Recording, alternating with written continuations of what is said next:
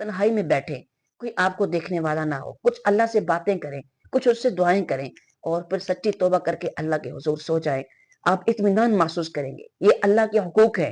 और जब सुबह उठे तो आपकी मुआशरत, आपके लोगों के साथ हुस्न अखलाक, अच्छा सलूक, जिसके सबसे ज्यादा मुस्तहिक आपके घर वाले हैं, आपकी बीवी है, आपके वालिदैन हैं, लोगों से मिलें तो अच्छे अंदाज में उनसे मुलाकात करें, अपने दिल को पाक कर लें हसद से, कीने से।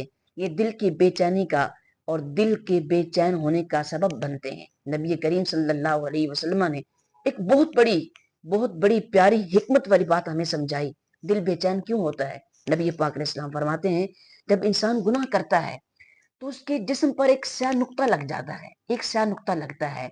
अगर वो तौबा कर लेता है वो खत्म हो जाता है, और अगर इंसान तौबा ना करे तो नुक्ता फैलता जाता है, हत्ता कि उसका सारा दिल स्याह हो जाता है। फिर नेकी और बदी की तमीज खत्म हो जाती है और इंसान एक अजीब गुप्त अंधेरों में चला जाता है।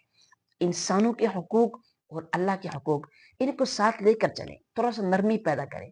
तलख रवैये हैं, तकब्बुर से भरे हुए लहजे, रौनक भरा माहौल, ये इंसान को बेगाना कर देता है अपने साथ रहने वाले लोगों से। अल्लाह के बंदे ऐसे नहीं होते।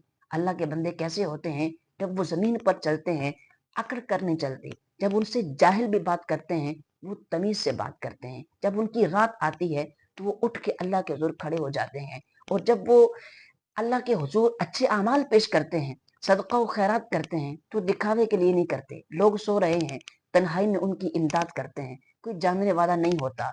रातों को उठ के सिसकियां भरते हैं। ये होते हैं अल्लाह के बंदे, और इनका जिस्म और रूह दोनों इत्मीनान के साथ रहते हैं।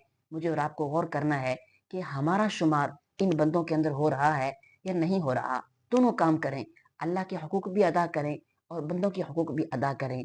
आप जिस्म के साथ साथ अपनी रूह को भी तस्कीन वाला पाएंगे।